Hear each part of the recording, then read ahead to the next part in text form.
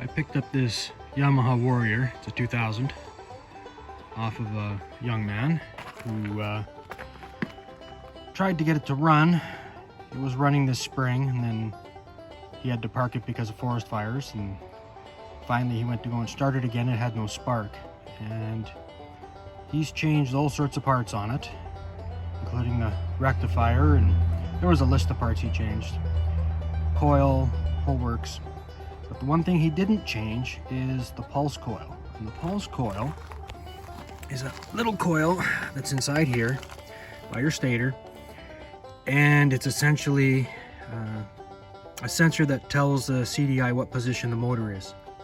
So every time it goes past the pulse coil, it sends a pulse. That pulse goes to the CDI.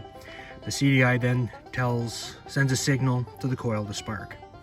So you can buy an entire stator, which will come with one pulse coil, or you can buy them as a single piece, which is a whole lot cheaper.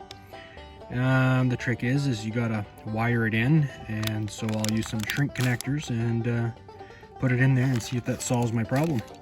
I'm hoping I'm going to be lucky. So take out all the bolts all the way around with 8mm. Take the cover off. That takes an Allen key.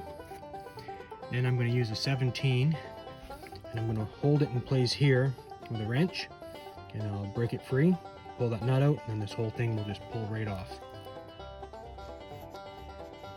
So this thing here is your pulse coil.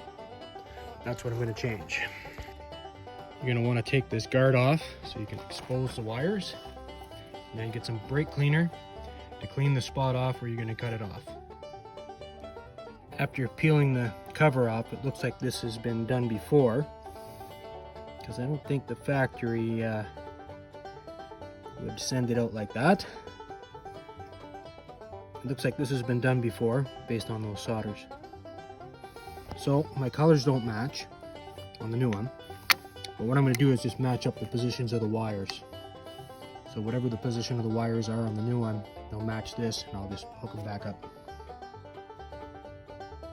There it is, all connected. So now I'm just going to string the wire along under the spot there where the guard goes, and then put it back together. All that's left to do now is close up the engine and crank it over and go for a ride.